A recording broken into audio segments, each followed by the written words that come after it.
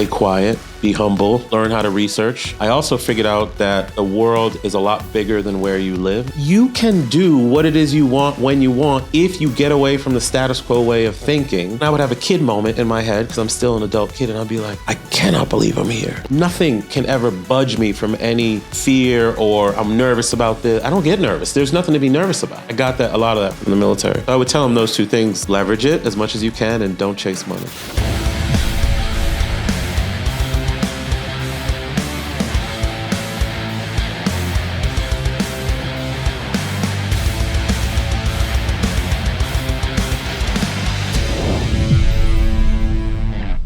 Some people wait for opportunity. Others fight for it. Welcome to Tactical Wealth, the show where discipline, service, and real-world experience become pathways to financial power.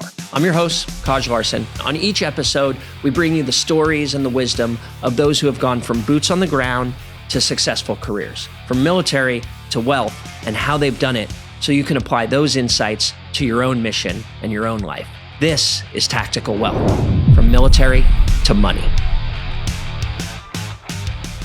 Welcome back to another episode of Tactical Wealth. I'm your host, Kaj Larson, and this is the show where we translate your ribbon rack into dollars in the bank, where we talk about how you go from wearing the uniform to being successful in the private sector. And today I am super excited to have an awesome guest, Maurice Philogene. Is that right? You got it, brother. Maurice Philogene is with us today. He is a former lieutenant colonel in the Air Force. And for those of you who don't know, that's pretty high up there in the hierarchy. And then he was actually a military special police officer, a civilian police officer. And then more importantly, he is a multifaceted entrepreneur.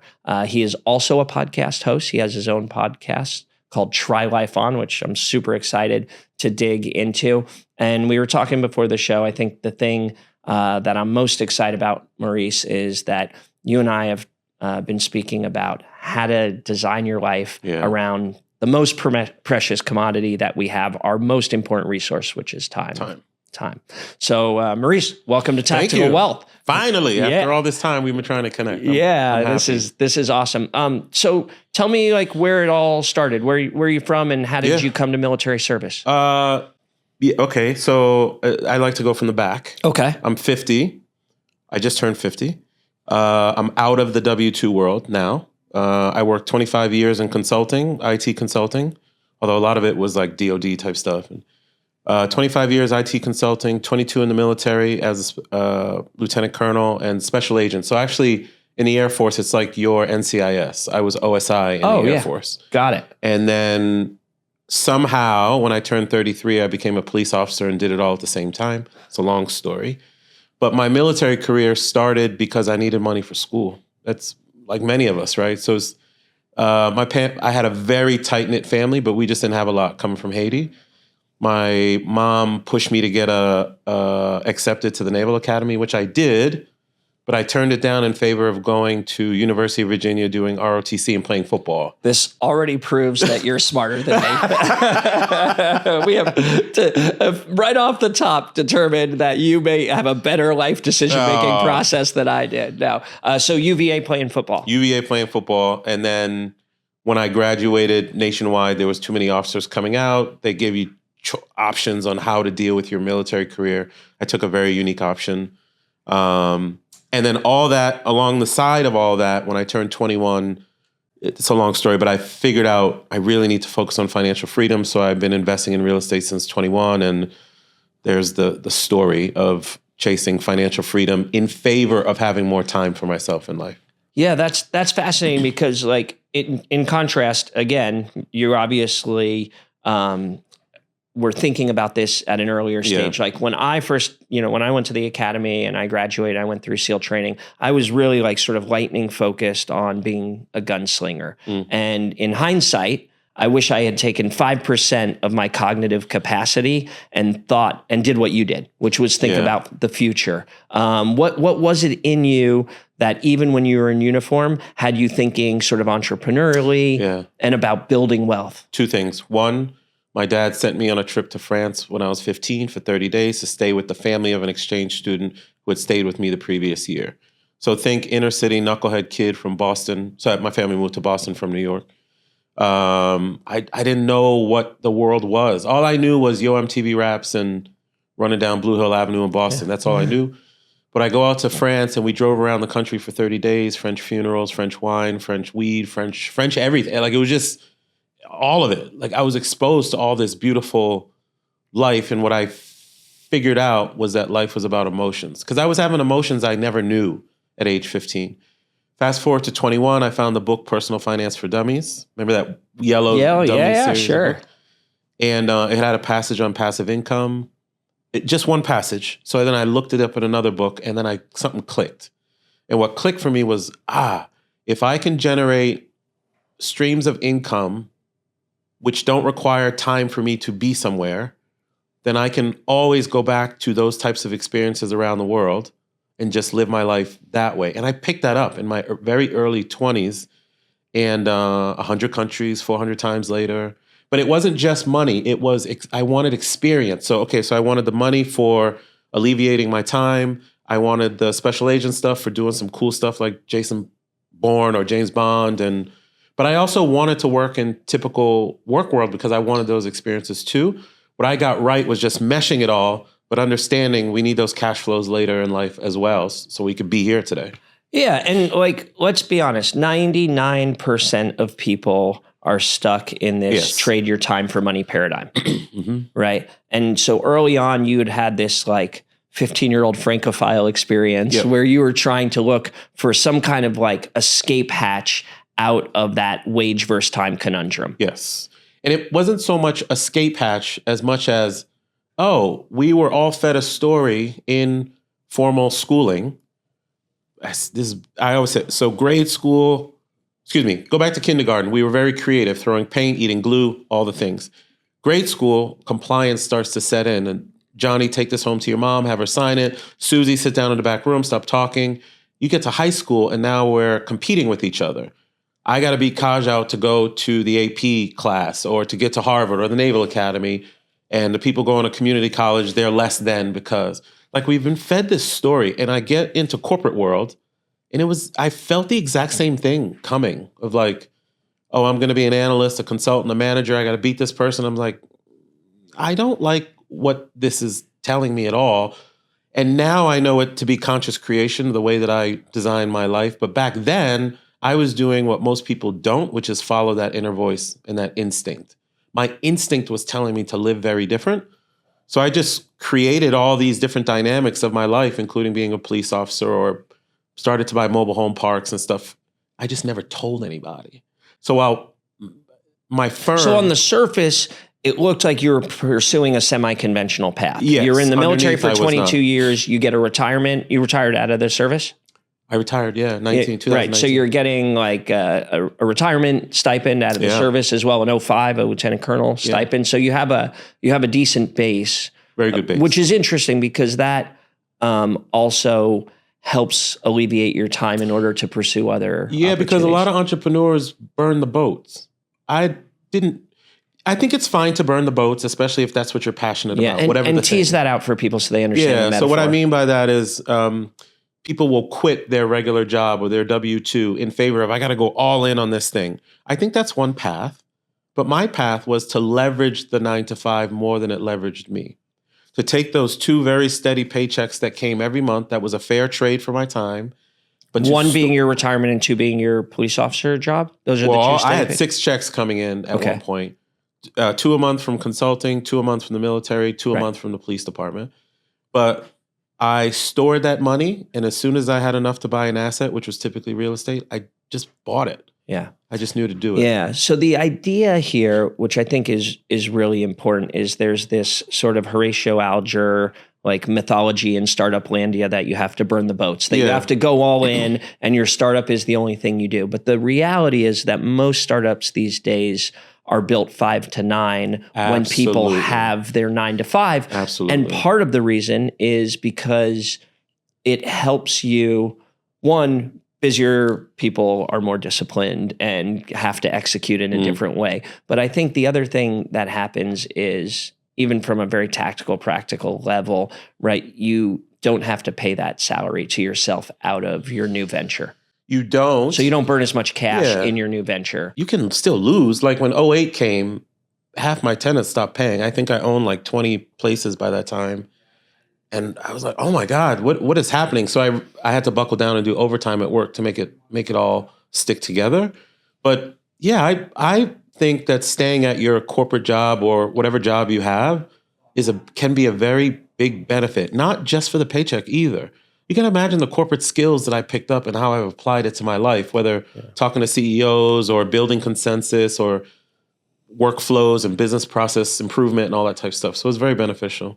Talk me through your first investment. So you're still in the service. You're doing the Air Force equivalent of NCIS, which in itself is a time-consuming job, right? Yeah. That's a very complicated job. Sometimes requires you to go undercover, like you're interviewing people, you're learning interrogation skills, right? So you're doing that. You're dedicated. You're obviously successful, right? Because you rose up you made it to 05 in the service. So you're good at your job there. But then talk to me about what the parallel processing that's going on. What's that first investment you make? I bought a house to live in 2002. To live, just buying a house, a condo.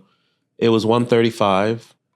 And sometimes you got to get lucky, but be prepared for when the luck comes. It was the beginning of the real estate boom in the 2000s. When I bought it, 3 months later, the same floor plan next door sold for $30,000 more.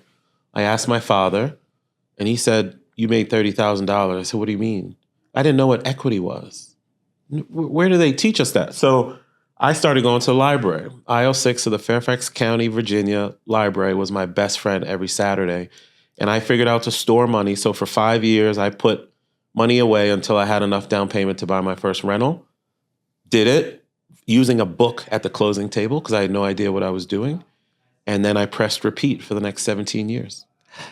For people who don't know, there's these things called books. They're white pages with little black marks on them. And they used to keep them in one big house called a library. Like these days, it's the whole corpus of human knowledge in your hand. But it wasn't always the case. In a 30-second post. Right.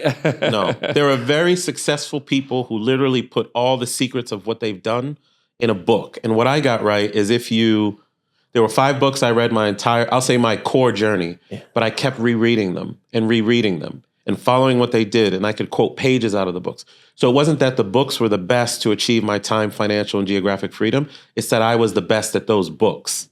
I just became an expert at those books. And one of them was related to buying real estate and paying it off and creating your own pension and not having to wait for someone to do it for you. So I just never stopped. And even when it was inefficient, I didn't care. I knew I would get to a result. So it was good enough. Yeah. So you started buying real estate in the early 2000s. And did you do that in the kind of ZIRP era, in the zero interest rate era? Yeah. Oh, so, I got a lot of loans like that. Right. Which it should never have happened. Right. But those tools were available back then. Right. And I was getting them left and right. Right. So you use the tools that were available. You start to accumulate this empire. Yeah. You eventually decide to retire from the service. Yeah. And then tell me about your transition out of service. I did 10 years equivalent of 12 years equivalent of active duty service, but a total of 22. Right. I left in 2019, right at the 3-year mark of lieutenant, right at the time and grade for lieutenant colonel. I was happy with that.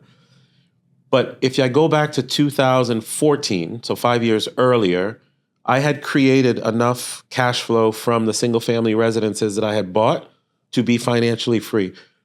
And for me, financially free is money is coming in without you having to go to work that will cover your basic needs.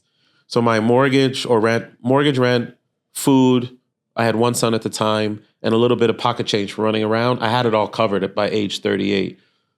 But to show you what I meant, that work is good, I didn't leave. Well, I left military at age 44, and then I left the rest of it at age 42 and 46, something like that.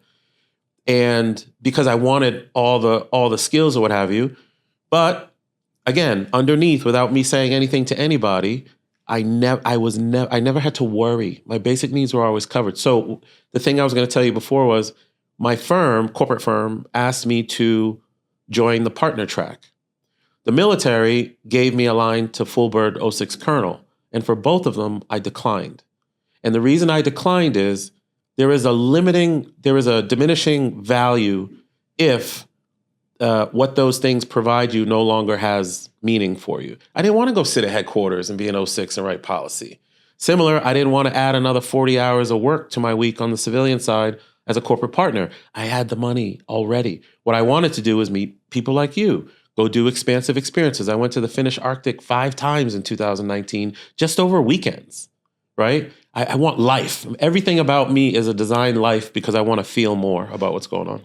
Yeah, I want to talk about that design life a little bit. But before I do that, I'm curious, your job in the military is actually quite unique. I don't think people are not people have seen NCIS, but it's literally a special investigations department within the military because just like in the civilian sector, there's crime within the military and things have to be investigated. Were there things that you think you picked up from your position in the military that were relevant to the entrepreneurial stuff that you did? Yeah. Stay quiet, be humble, learn how to research. I also figured out that the world is a lot bigger than where you live. So while my core, let's say, investment journey was in the metropolitan Washington, D.C. area, Maryland, Virginia, D.C., I was doing stuff with the military all over, to include Turkey and Syria and all over Europe and stuff. So when I had an opportunity to invest, to try to do something with someone in Europe, it came up in 2020. I wasn't afraid of it at all because the opportunity is different. Now, you can make money anywhere in the world, and I think probably the best place to make money is the U.S. This is my biased opinion. However, think about the relationships so I developed real estate in Cyprus, the island. Think about the relationships I've made, the experiences I've had, the fact that my Haitian immigrant family owns land on an island in the Eastern Mediterranean. You can do what it is you want when you want if you get away from the status quo way of thinking. OSI, when I was a federal agent, gave me that because sometimes I would be doing things like in the head of the Turkish National Police's office as the federal agent in charge who was responsible for the country. And then I would have a kid moment in my head because I'm still an adult kid and I'd be like, I cannot believe I'm here. Yeah. We can have that emotion and do other things around the world. Or if you want it in your neighborhood, great. But if you want it on an island, don't be scared. Yeah, and I do think even going back to your experience as a 15-year-old exchange student in France, there is something about like a breadth of exposure that changes the neurology of your thinking, and it opens the aperture in a way that people who are underexposed might not be comfortable with an emerging market investment or even an international investment. Yep. And so by virtue of your military job, traveling the world, engaging with the Turkish police our international partners, it seems to have given you a comfort level to invest outside the traditional tracks. If I could go with sock forward with special ops in, let's say, Somalia and be with them side by side. This is a good example for me. I know. I know you would relate. If I can roll out with those guys and have a level of respect from them, I miss them terribly. That was like one of the best times I ever had. But if I can roll out and do things like that on behalf of my country, but on behalf of the little kid inside of me too, who's just like, oh my God, I'm rolling with these men and women who are so dope. They're so good at what they do. When I go back to corporate life and someone's yelling at me about some document that's not done, I'm like, that's not a real world issue. That was a real world issue. So, and then add on top of that, being a midnight police officer, I've seen it all. And then being an inner city street kid, I've seen it all. Nothing can ever budge me from any fear or I'm nervous about this. I don't get nervous. There's nothing to be nervous about. I got a lot of that from the military. Yeah, it's funny. Your example is actually, it's very close to home. I remember being in Mogadishu in the middle of one of the civil conflicts, and we had a special operations component in Mogadishu, and Somalia was a failed state, absolutely failed. There was a point where al-Shabaab had taken over like a large portion of the country, and then there was this interim like Somali transition government. but none of it was really functional. The only thing that was functional, I was living in a place called the paradoxically, the Peace Hotel. Yeah. And sometimes it was so dangerous at the Peace Hotel that you couldn't go outside at night because there was so much fighting going on. It was actually just me and these two Chinese Belt and Road kind of factory workers, and we'd play like ping pong all night, like among the shelling. But there was two things that I remember there. Even though the government was like totally and completely dysfunctional, commerce continued. Everything. So the things that worked were these Chinese infrastructure engineers who were at the hotel with me, and the Coca-Cola factory, which even during the war years never shut down. Never stopped. Yeah. It is very, thank you for saying that, because there's nothing makes me nervous ever.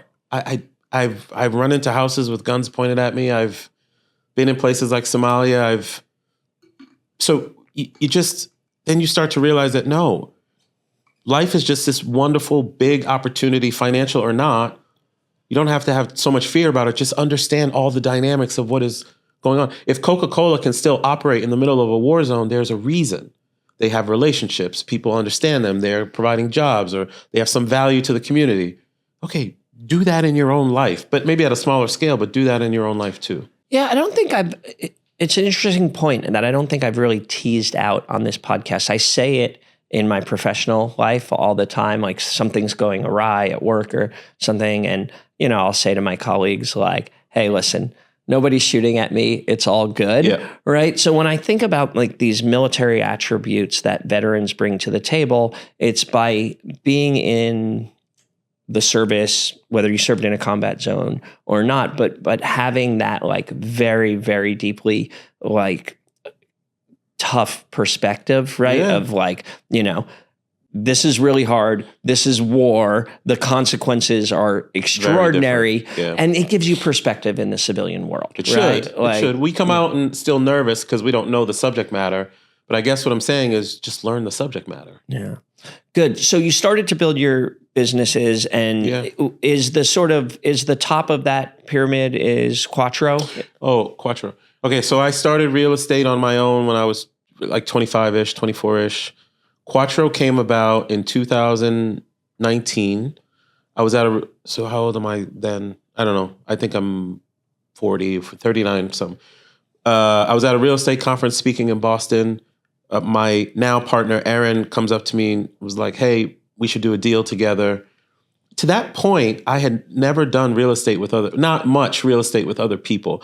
I liked being able to control, like if the mistake was made, I knew it was my mistake, and I kind of liked that. But that changed when Aaron asked me to do a deal with 3 other people. At first I said no. So I was like, I kind of made it on my own. But we all came together. We did this deal. It closed in January of 2020. It was a 36-unit apartment building in Knoxville, Tennessee. What got me about it was that it went so smooth. It was so smooth. And I was like, we just closed on 36 units. That would have taken me 5 years. So we got a business coach, not because of our skill set, but to merge us all together. And we ended up closing 25 apartment complexes in 2 years. It was nuts. And I've kind of moved up to the board now, but over my time, $200 million of real estate through Quattro Capital. So essentially it's buying add value apartment complexes with investor money, building a business plan, operating it, renovating it, putting it back out on the market, sending a return, that kind of thing. And but between 2020 and 2023, because the market allowed it, we just went gangbusters. So Quattro's there, but my at this point, my life has started to shift a little bit. So I've started to take a little bit of a backseat. Yeah. Yeah. And one of the things that you have been pushing, that you've been putting out in the public narrative, is this idea of life design and how to achieve financial freedom. What's your platform? How are you doing that? So my platform is called Try Life On, and it literally means the way it reads. You need to try life on when you want to. Try different things. You can be and, not or. I can be a real estate guy and a police officer and a federal agent and a guy who failed at coffee shops.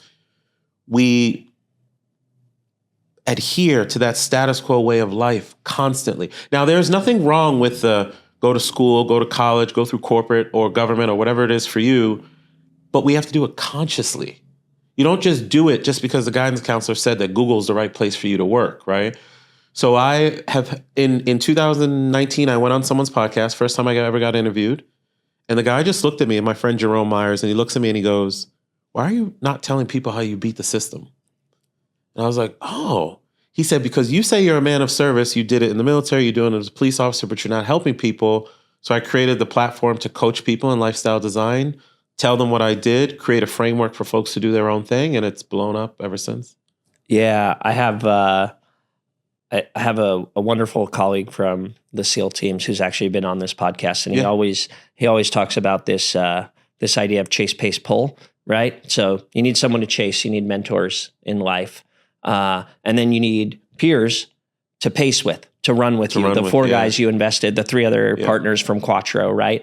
But a component of it, especially for those of us who have served, is to also make sure that like you check your six and you look over your shoulder and that you're pulling somebody else along.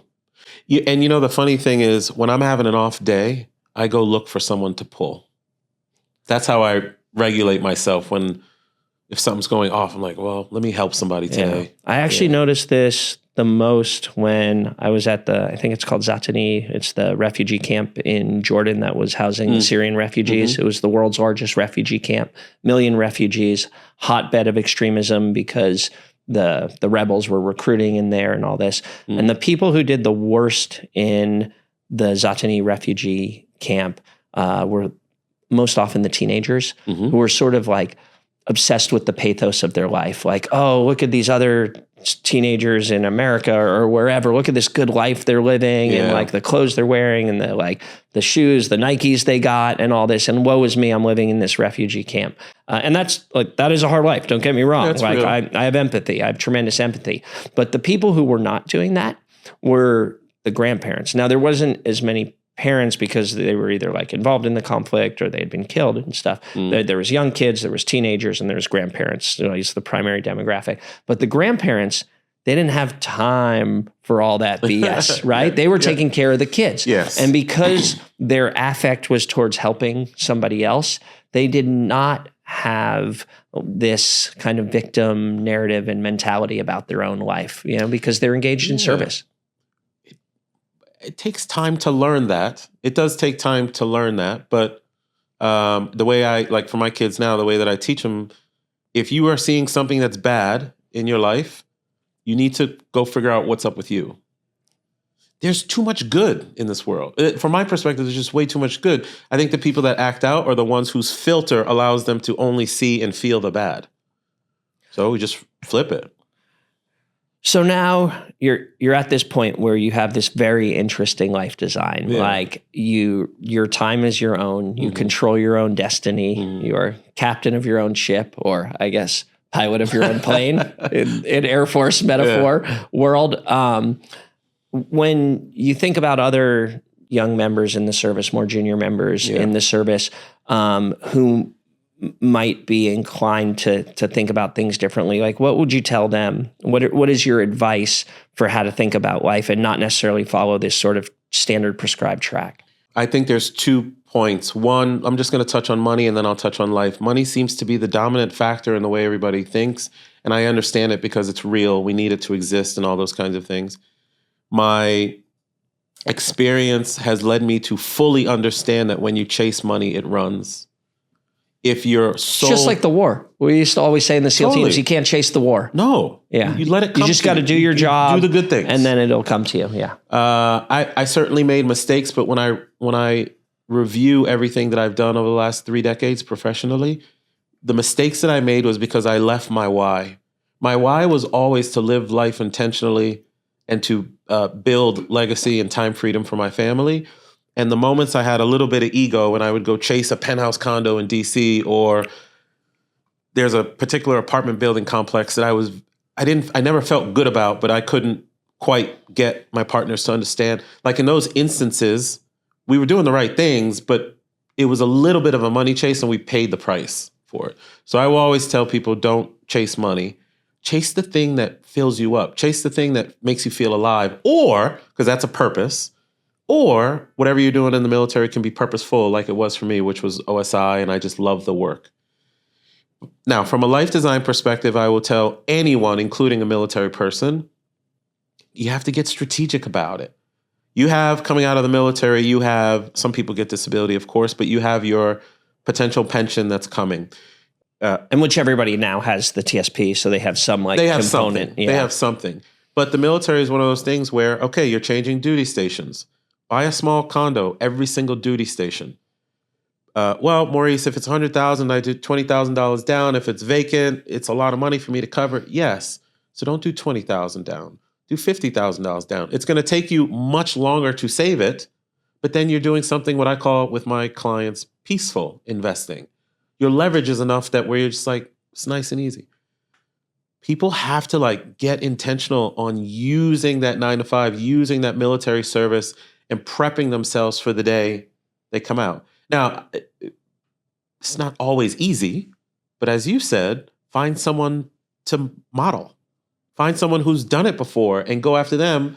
And just because that colonel is your boss's boss's boss doesn't mean that that is the version of success that makes sense for you, right? So when I left, hey, Lieutenant Colonel, why are you leaving? Because that's not my version of success. I don't want to do that. I respect it, but that wasn't a path for me. So I would tell them those two things of leverage it as much as you can and don't chase money. Yeah, I do think there can be a tendency within the military hierarchy to think very linear, right? Like even the progression of rank structure is sequential. 01 to 02 to 03 to 04, same on the enlisted side. So it can falsely give you the illusion that there's this sort of linear nature to life. Yes. And it's just not true. Life is this circuitous journey, right? And you can define the path that you want to take. You can. And I think you've done that in very interesting ways. Yeah, it's a playground. Go play in it. Yeah. Yeah. We like to end the segment with something that we call rapid fire. Cool. I call it, I say it's like shooting steel, right? Like ping, you get instant feedback. Okay, you got that one. The OSI guy gets that one. I don't have to come up with some obscure Air Force metaphor. Like, nope. I'm trying to think what it would be. What's instant feedback? I don't know. Like you're looking at the HUD on the F-15. I don't even know. We don't even have that many F-15s left in service. No, right? very few. They're just about gone. Before we do rapid fire, we got to clear up one thing. Yeah. Like Air Force golf courses. What is the deal? Why are they so nice? What kind of waste, fraud, and abuse is going on over there? I don't know, but every base I've ever gone to has a nice golf course. Exactly. The Air Force takes care of its people. Nobody's business. Yeah, we do. We do say that. Now, actually, I do have one interesting question before we wrap up, or something I'm curious about. At OSI, would you describe, I know you're in 05, so you led teams, but would you describe the nature of your job as a very solo endeavor? Or was it feels like it to me. There's a documentary coming out called Resilience. I got interviewed on there. My friend is the director of it. And she asked me a question, and because I just interviewed her on my podcast, and I said, do you know that when you interviewed me in 2023, that was 4 years after I retired, it was the first time I had ever reflected on anything I had ever done in my military career. And I just emptied my last deployment bag from 2018 3 weeks ago. Because we work in a cleared environment, as you were as well, and by the nature of what I did, I don't wear a uniform. Right. I was always, I do sometimes if I'm servicing a base commander, right. But in general, I was like this, and I would have a gun on my side or not have a gun on my side or whatever. And we can't tell anybody anything about anything that we do. Now, people may have a general idea. The way that you can understand OSI is we grew out of the FBI in the 1950s. Air Force needed its own agency, and then the culture took over. But by the nature of what we did, no. Yeah. And very quiet business. I was just thinking about it. Yeah, it is a very sort of unitary, solitary component within the military. And I wonder if that sort of influenced how you attacked business, because you didn't start forming partnerships till later on in your business career. Yeah, you're used to working alone. I'm very used to working alone, and I like working in teams though. I very much like working in teams, but I love the fact that I had a choice when I wanted. Yeah. Interesting. All right. Well, let's get to the rapid fire. Mm-hmm. What's the best investment you ever made? In me. Self-education. That library. By far. Spending those hours on Saturdays in aisle 6 of that library changed the trajectory of my life, my kids' life, and probably their kids' lives. Amazing. Dumbest financial mistake you ever made? Condo I was alluding to, and I use it as a example. DC penthouse? It was a DC penthouse. I bought it in 2006. It was like $700,000. And I didn't buy it for my financial freedom journey. I bought it because I wanted to be the dude that owned the penthouse condo in DC. It's like a vanity investment. 10,000%. Oh, and I lost. I was like $300,000 loss over time. Best mistake I ever made. Because what's the tactical lesson from that? You don't chase money. You chase money, it runs, and always stick with your why, your original reason. Yeah. Air Force skill that you think has been the most helpful in business? Wow.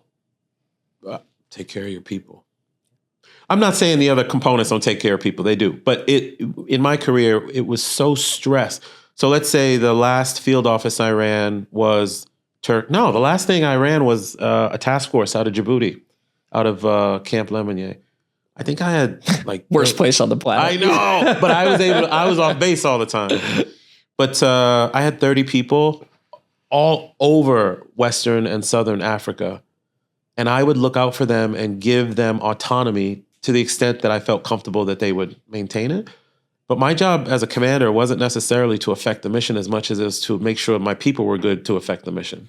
So it's just taking care of people. Yeah. And I think people don't realize Lemonnier is our largest base on the African continent. I was at SOCAF, so I paid my dues at Lemonnier. How about a military habit that you won't drop? 4 a.m. to 8 a.m. What's that? I was always in the gym doing real estate or working on something between 4 a.m. and 8 a.m., even if I was patrolling as a midnight police officer. And here's why. And I'm not saying everybody needs to do 4 a.m. to 8 a.m. You can do 6 a.m. to 8 a.m., 1 hour at lunch and 1 hour after school before you get the kids, or 1 hour after the kids get home. But that's 20 hours a week, 80 hours a month, 960 hours a year. That's 5.7 weeks of time. You add a Saturday and a Sunday, that's 2 months. So you've created a 14-month year. After 5 years, you've created an extra year. Well, Maurice, how'd you have all the time to do the real estate and this and that? Because I created it. Military gave me that. It's discipline. Yeah, I agree. Much to the chagrin of the people who work with me. They get a lot of 6 a.m. texts, you know? Yeah. But it's just to say to give time to yourself. I don't have time to do blank, but you're binge watching Netflix for 4 hours that afternoon. Don't. Work on yourself. Yeah. How about, you mentioned those 5 books earlier. What are some books that changed your mindset? I'll go those 5 and then I'll give you 2 more. But those 5 was Personal Finance for Dummies, Viktor Frankl. So the financial books were Personal Finance for Dummies, Tony Robbins' Money Master the Game, Dave Lindahl's Multifamily Millions. So those are my 3 financial ones. Then I found Viktor Frankl's Man's Search for Meaning, changed everything. Yeah. And Tim Ferriss's 4-Hour Workweek for lifestyle design. Yeah. And then now I have to tell people I found Dr. Joseph Murphy's Power of Your Subconscious Mind, understanding the relationship of how your mind works in relation to the world, conscious creation. And I was like, so I was doing that the whole time, but unconsciously. So now when I think about my life and help people, I do it in very conscious ways. Amazing. Yeah. And first thing you do in the morning? Meditate. Why? We have a habit in today's society of opening our phone, looking at email, maybe even reading the newspaper for old school people or whatever. But what you're doing is you're allowing that information or that notification to be the metronome of your day. So let's say you crank your eye open in the morning, you grab your phone, the first thing you see is an email from your boss. Now you're up at 6 a.m. responding to something related to your boss. They've hijacked you with their urgency. If you meditate or read, and by the way, when I say meditate, I don't mean go Zen and all that, although I do. It could be the gym. It could be reading a book. It could just be going out on your front porch with bare feet to ground yourself and drinking a cup of black coffee. And start your day with you. Get with you first. Check on yourself first, and then allow the trappings of the day to catch you. But if you don't, then someone else's intention has become your priority from the first minute. I know I have more time and resources now, but in general, I don't even have email on my phone anymore for the most part. I don't have social media on my phone. I don't want to be influenced by other people's thoughts as much as I want to run the day from my own. So that's what I do in the morning. Yeah. What I've always thought of it, I also like reserve that early morning time for myself because you sort of constitutionally can be put into either like a reactive or a proactive mode. If you're responding to somebody else's agenda, you're in a reactive mode. And look, there are times in your career where that is absolutely necessary. But in terms of entrepreneurship and piloting your own plane, you need to control the rhythm and the flow of yourself internally. And just real quick, it doesn't have just take a beat. It doesn't have to be an hour, 2 hours. It could just be 5 minutes, but then your nervous system will understand that you are in control, not the world. It's a very important dynamic that doesn't get taught. Yeah, amazing. I couldn't underscore and agree more. Amazing. And Maurice, how can people connect with you and learn more about your philosophy? So my website is trylifeon.com. I have a podcast. It's the Try Life Onpodcast.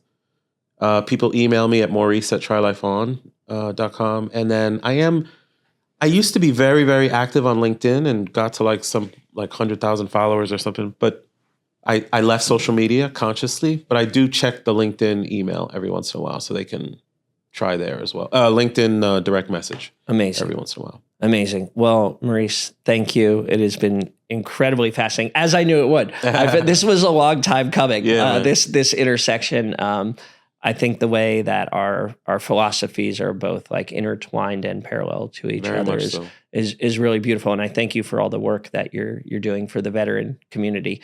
My pleasure. Maybe previously subconsciously and now consciously. Well, this very much so. Yeah, this is the whole idea, is to create inspirational models for people. So again, thank you. Pleasure. Thanks for having me. Yeah. To our audience, I think you can see that Maurice is the living embodiment of this idea that you can construct the life that you want to live, that you can take off the uniform and you can design your life in a way to maximize purpose, to maximize purse, and to achieve true financial freedom while continuing to do so with that same sense of mission that brought you into service in the first place. All right. Thanks for locking in with us today. Shout out to Siebert.Bauer and Siebert Financial for supporting our journey. We'll be back next week with another powerhouse conversation, more founders, more builders, and leaders who are playing offense in life and in business. Make sure you're subscribed to our YouTube channel for exclusive content and extended cuts of your favorite episodes. Until next week, stay tactical, stay driven.